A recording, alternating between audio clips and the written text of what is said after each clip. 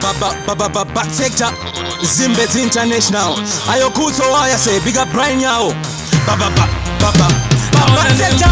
Ini na vandi bache, ini na vandi bache, ini na vandi bache, ini ni kuto kuranzi kama taka na shibira. Zimbabwe ngoma rako kuna sema kete kulo. Ini na vandi bache, ini na vandi bache, ini na vandi bache, ini ni kuto kuranzi kama taka na shibira. Zimbabwe ngoma rako kuna sema kete kulo. Parodi ndiri 40 ndo valita nepesi nyangwe vari 40 ndiri mboko ndo vaitira kaunu kari note vandibate sezuva inini ndiri hoti dawana dem tiri kubhora ndiri pele vari bvise mugumbo inina vantere ndini ndiri kugadzwa mambo havazvikete levo ravo harisati rasimba idete bawanekta inina vandibate inina vandibate inina vandibate inini kuso kuranzika matsaga ndazvipira simbezi ngoma rako gwina semaketse kulo inina vandibate inina vandibate inina vandibate inini kuso kuranzika matsaga ndazvipira simbezi ngoma rako gwina semaketse iri kumuka ndiri mbisi kutifita kama njenjenje hazvizi izi notifita ndidi luzi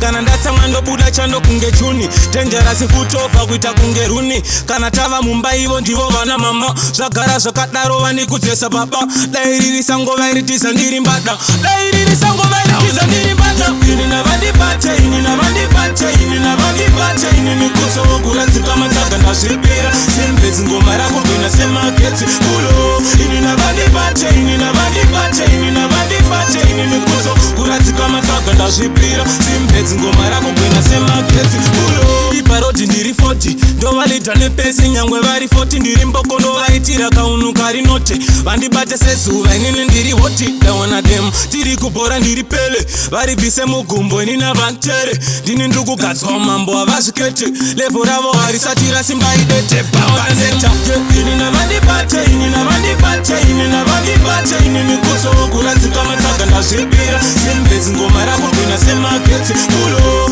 inina vandibate inina vandibate inina vandibate inini kutso kuranzika matsaga ndazvipira simbezi ngoma rako gwina semaketse kulo Baba sector, Zimbabwe international.